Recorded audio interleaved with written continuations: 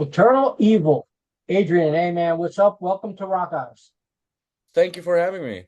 No problem. I've been listening to the album, quite a bit lately and stuff like that, and I really enjoyed it because I'm a former staff photographer for a metal magazine called Metal Forces. Actually, Oh yeah. so I worked as a staff photographer for them, and they sent me all over to see different bands and learn a lot of music and stuff like that. And your new album really brings me back to that time where Metal Forces was huge, and the bands like Testament, Exodus, Corner, all these bands were really popular back then, and they're starting to get popular again these days. You Hmm? know. So when you started your music career, what were some of the bands you listened to? The bands we looked up to? Yeah, It was a whole bunch. I mean, we all back then, like back when we were teenagers, we listened to all kinds of metal. right, Thing is, we listened way more to New Wave of British heavy metal than we did any extreme stuff. But we wanted to play the extreme metal because we just thought it, it was cooler and it was easier. It was easier than to do a heavy metal band. Um, so that's what we did. I mean, the main heroes we had like wasn't even an old band. We just wanted to be Death Hammer right, yeah. for Wow, Norway. Like they were the biggest inspiration for us the first year of Eternal Evil as a band with the demo. Then we got then we decided yeah, maybe do some more Slayer stuff and everything. It's like a bunch of influences, you know. right, yeah. Wow, Um, so yeah, it was like a bunch of influences, and then we made a mishmash out of it, and then it became what Eternal Evil is like back in the early days. right. Uh, right now it's a little bit different. Wow, in Sweden, is aggressive music really popular? I mean, I would kind of say it is Uh-huh. because all the if you really look at it, like almost all the successful Swedish bands play some form of extreme music. Right, yeah. I mean, you have Amon Amarth, which is Uh-huh. just death metal. Right, You have In Flames, which comes from the death metal part. You know, it's like, right, yeah. I mean, this country is really tolerable towards extreme music. I would definitely say that. right, yeah. And Sweden's like my favorite country to listen to music because no matter what, you guys know how to write lyrics, great choruses. I mean, and different genres. Everyone's really good, so you can't, dispose of any bands coming out of Sweden because they're all good, you know? Yeah, exactly, exactly. I mean, it's like music just flows through our veins here. Right, It's like yeah, we do so much. It's like, especially Sweden, like it's so broad. I mean, we have like as you say, like completely like straight up death metal like Dismember, right, and we have also a genius like Yngwie Malmsteen. You know, it's right, yeah, yeah, it's definitely, yeah, yeah, definitely. yeah, it's really broad. Yeah, it's something about the culture. It's something like I think it's just the culture, you know, a cultural Now, thing. in 2019, you came out with Rise of the Death, which was a demo, and only 35 were made. Yeah, well, the first copies were homemade, Right, and those copies were 35, and those we basically just sold to friends and everything. right, yeah. Then we started working with an American label called Redefined Darkness, and he did a re-release of that. So officially, there's like 250 copies, maybe. Right, yeah. Wow, wow. And that first demo got really good reviews because I read some of them already, and they got great reviews. And since the band only started in 2019, that's pretty quick, to put out the first demo. Yeah, it is pretty quick. I mean, when we released that demo, that was the only songs we had. I Right, mean, we basically said like, yeah, when we have 4 songs, we're doing a demo.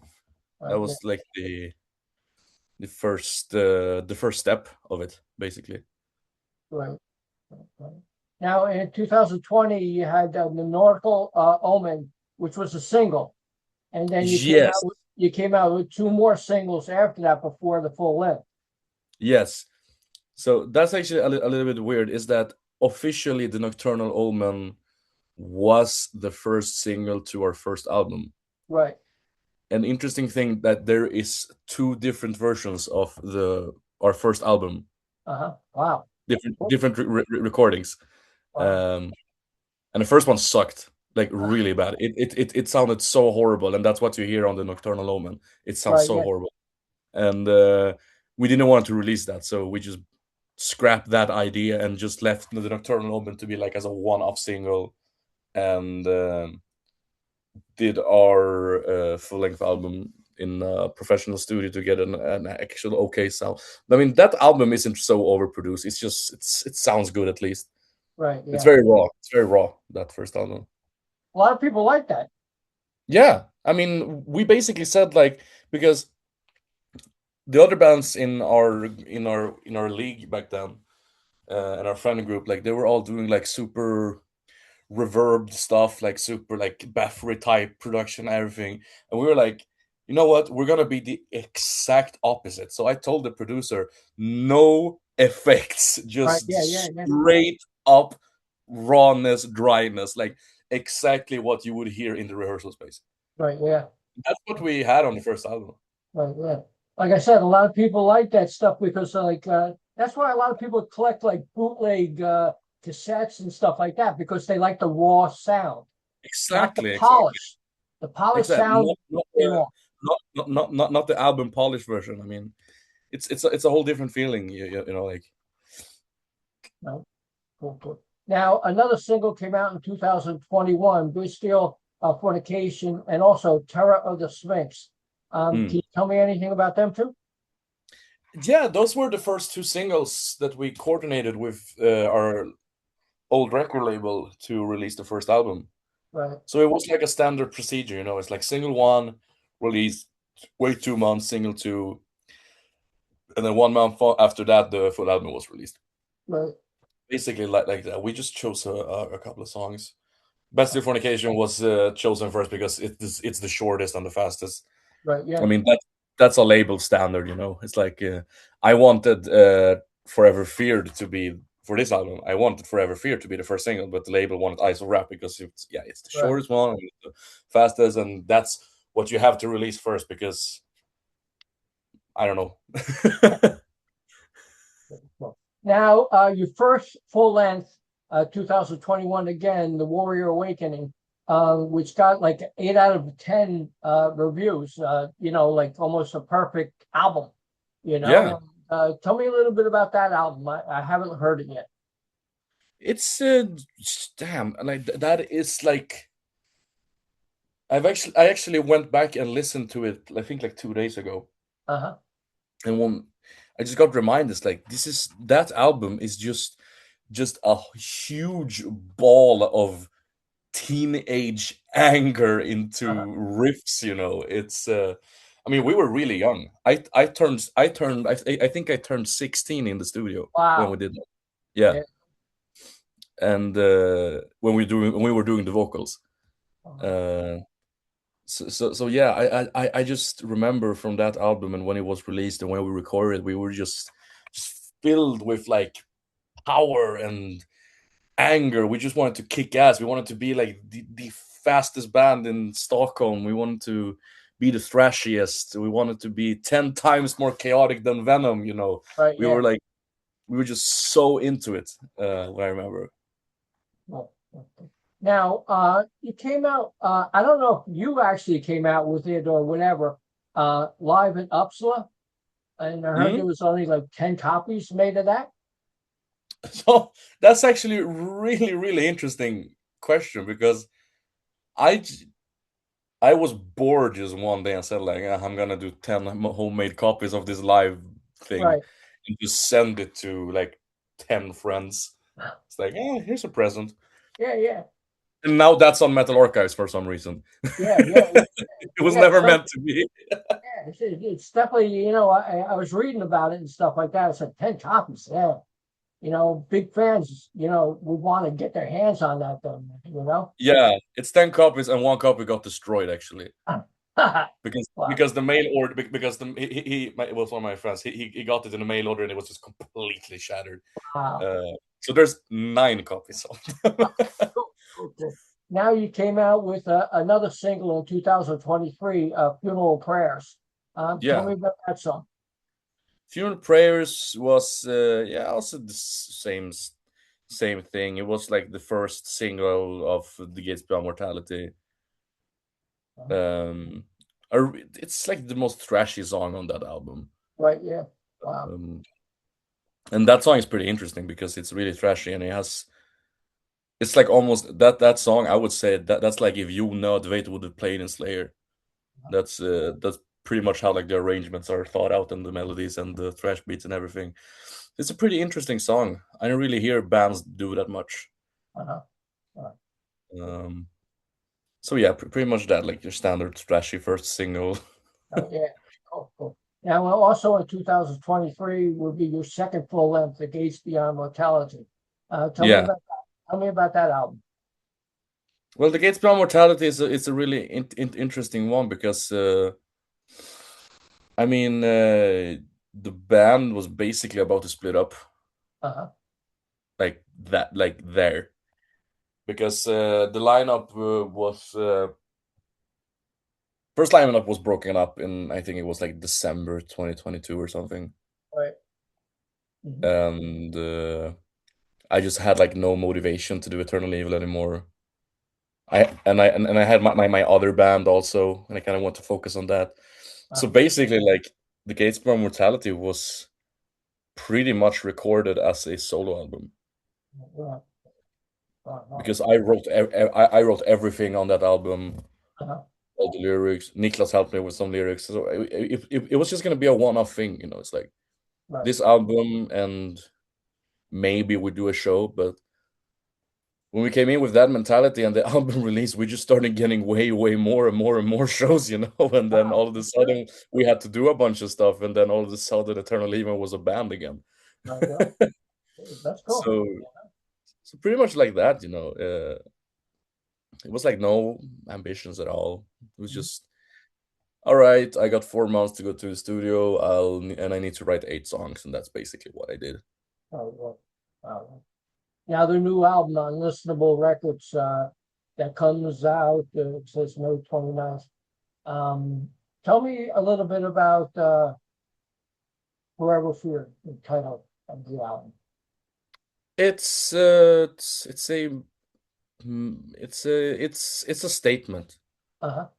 It's a statement for Eternal Evil as a band because since Gates Beyond Mortality, we have done a lot of things. I mean, I can tell you a little bit. When we released the Gates Beyond Mortality, we started getting more attention, especially in Sweden, and we were getting more professional and getting way better gigs, and we got a taste of what professionalism is in Mhm. music.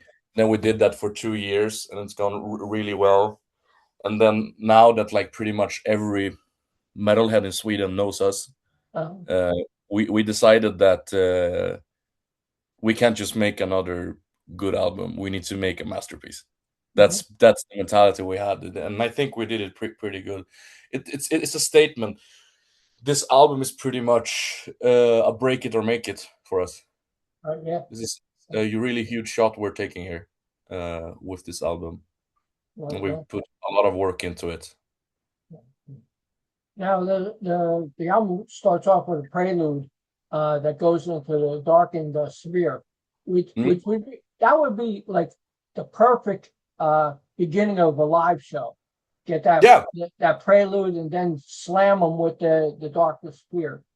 yeah, definitely. I Yeah. mean, that's actually the song I am most excited for playing live Uh-huh. because I know it's gonna be a fucking just a yeah, it's just a perfect opener. Exactly. Exactly. I said listening to the album also for me, at least for me. The second half of the album is more melodic, kind of like Metallica type, guitars and stuff like that. And I really enjoyed, the subtle beginnings of the album, and then it hits you hard. Was that all your intentions to make them last couple tracks that way? Pretty much, yeah. Mhm. That was that was the thought of it. It's like, because if I mean, you gotta have, you almost gotta have like the threshold, like the hardest ones first, Right. because that keeps the listener. Mhm. It's like you can't do like the fastest one and then the slowest one on the second one, because people are gonna get bored, you know. It's like Right. first half of the album is like the most hardest one, then it gets more intellectual. It's still interesting and you still want to hear it. Right. Yeah. That's it. Yeah. So in my opinion, there's not a skippable track on that album. It keeps you hooked, you know. Definitely. Definitely. Did you is Forever Fear the single too? Yeah, we released the single. I think it was last week, Uh-huh. and that's the second single. Okay, cool. Because that's probably my favorite track on the album. I mean, I have others too, but that hit me first. And Hmm. then Stain of Roses, I really enjoyed after that. And then Thank you. Keep on Going, Mountains Gaze and stuff like that. And I know The Fire Burns Inside. Them three singles are killer. They're kind of like music I love. Subtle and then bang. You know, very cool, Exactly. very cool. Have you played any of these live yet? The only song we played live is "Triumph Through Pain." Uh-huh. We Cool. played that on our last European tour and a couple of shows last summer also. Um, that's the only one we've been playing live. The rest of the album is actually, I'm gonna be honest, it's not even rehearsed. Right. It's not even rehearsed. Because me and Tobias write everything ourselves, you know. Right. So we don't go in into and we don't go into like the rehearsal space and rehearse it, you know. So we have it. So we had the songs written. We gave it to the drummer. We sent the songs and the click track. We practiced, and he just played it, you know. Um, so that's how the album is. We haven't rehearsed it yet, but still, now in summer we're gonna rehearse all summer to get the perfect live feeling for this new Right. album. Uh-huh. Because if this new album is enormous, our our our concert's gonna be enormous. Also, we gotta Right. really get into it, and get that stuff in our DNA before we Right. go Yeah. up on stage. Now, Listenable Records, are they a distribution or are they your label? They're a label. Okay, cool, cool. So how'd you get signed to them? It was just like just basic networking, you know. Uh-huh. I am good friends with the guys from Sweden Rock Magazine, Uh-huh. and it was Janne from Sweden Rock Magazine. He went to one of our shows and he talked, and then he had good contacts with the guy from Listenable, and they said like, "Hey, Listenable wants to sign you." And then we talked a little bit, and we were like, "All right, yeah, we'll sign to your label, fine." So basically like that. Yeah. It's like basic networking. So who came up with the cover? Whoa! I came up with it was a 50-50 teamwork. Uh-huh. That I had the album title, I had the lyrics for the album title, I had some metaphors, and I gave it all to him and said like, "Do your thing because I know you can do this." Right, yeah. And that's what the album became. Cool. When this album was released and stuff like that, what is your main goal? Our main goal, our main goal is to spread the name of Eternal Evil further Uh, in Europe and in the US, South America, to spread this album even more, and until we finally get in the leagues with our heroes, which we know our band belongs. mhm. So Or- that's the goal for this album. How hard is it for the band or any band to reach a new audience, new fans, new stuff like that, because there's no radio basically no more, or none of that. So tell me about that. Well, there are a couple of things. Depends who you ask, actually. Right, A lot of people will say it's social media, right, which I agree to some degree. But how Eternal Evil built our fan base, we built our fan base a lot through word of mouth. cool, It's like we started in Stockholm. It's like when we were 15, there was no metal scene in our age. It's like it was just us and a couple of friends. So the first Eternal Evil show, right, 5 friends showed up. Second one, 8. right, Third one, 20, then 40, then 60, you know. right, Then it came to the point where we started to sell out the local club every show we played. And there was only kids there. And then that got and then our little scene of our age got a huge spreading, and then it went over to, what do you call it, like the older crowd, the people that right, have been in the scene for like 20, 30 years, and they right, started to come to our shows, and they talk to their friends and everything. It's we've been building our fan base like that. right, The same thing with, like, in Germany, we have really great crowds. It's the same right, there. It's just word of mouth, you know. We do social media, of course, because you gotta have it, uh but the roots we did ourselves, you know, because it's not like a bunch of other bands today that for me, you gotta be really careful with that. right, Social yeah, media, of course, you need to right, do it, but you gotta distinct. It's like, who are your fans? Are the fans the one who follow you on TikTok, right, or are the fans the one that actually show up to your show? right, yeah, It's yeah, like you can have 400,000 followers on your TikTok, but you can still have 30 people on your show. right, yeah, yep, So it's actually a different, it's a difficult question. I would say you gotta have some balance, you know. yeah. If you could play any country live, what would it be? Chile, Chile? Yeah, definitely. they're definitely heavy people over there. They're heavy people, and my parents are from Chile. Wow. So it's a lifelong dream for me to play in Chile. Right, yeah. And I know that if the Chilean crowd finds out that I am Chilean, they will go absolutely crazy. Wow. Just look at how, like, Tom Araya is treated in Chile, and how even Right. Alvaro from Watain, how he is treated when he plays in Chile. Cool. Cool. Will this come out also on vinyl besides CD? The album? Yeah. Yeah, it's gonna be. It's gonna. I think it's gonna be. Yeah, it's gonna be vinyl. It's gonna be CD, and it's gonna be cassette also. Cool. Cool. Cool. So you covered So all your bases, you know, cover all your bases and stuff like that. yeah. Will there be any bonus tracks? Actually, no, there is no bonus tracks on Okay. this album. Okay. This is Fair just enough. the straight up album. Actually, we maybe should have done bonus tracks. Actually, now that I think about it. I'm always thinking, because like Japan seems like they always ask for one or two bonus tracks. That just Yes, on the Japanese popped in my pressings. head. You know, like is there any going to be colored vinyls or anything like that, or just straight black? The only picture I've seen is the splatter vinyls. Cool. I think that Listenable only does splatter vinyls. I think, actually. I think on the last album was just only a splatter album. It was like 2 different versions or something. I actually have no idea. But the picture I've seen is a splatter vinyl.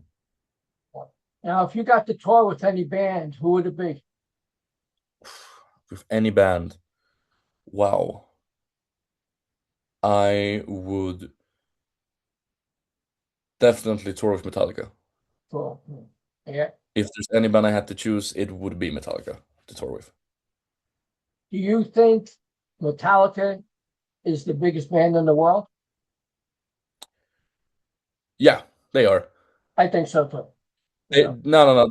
They are the biggest band in the world, especially the biggest band in the world with the most dedicated audience. Right. Yeah.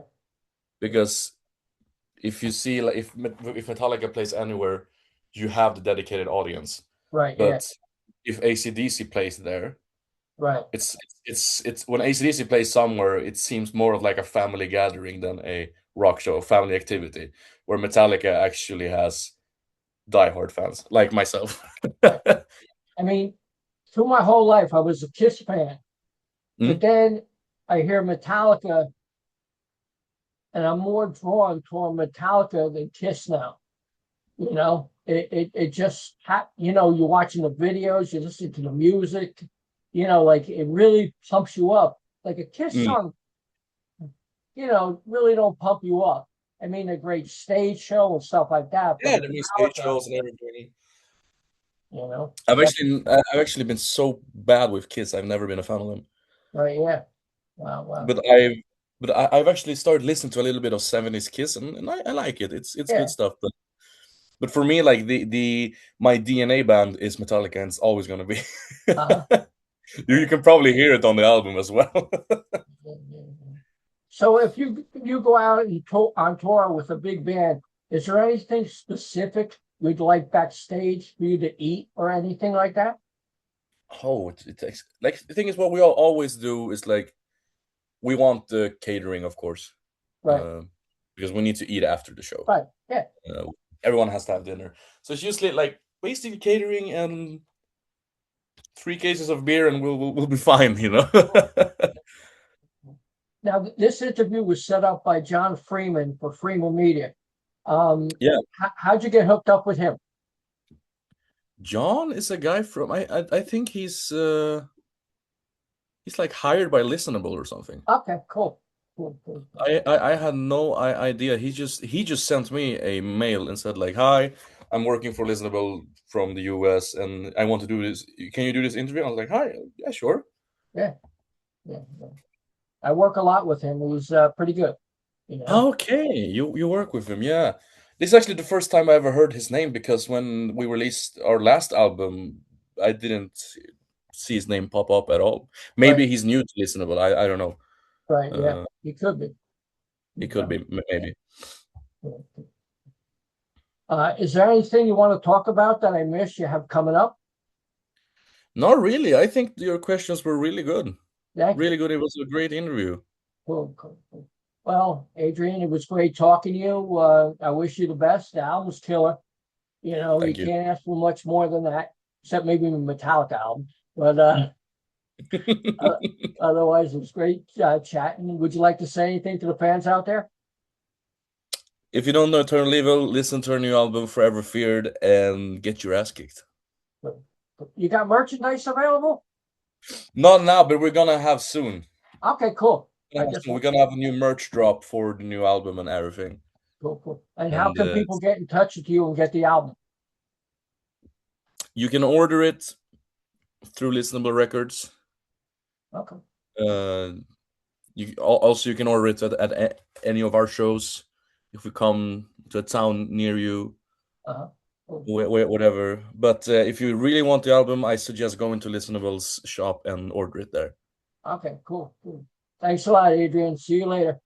Thanks a lot, Ryan. Have a nice Bye-bye. day. Bye.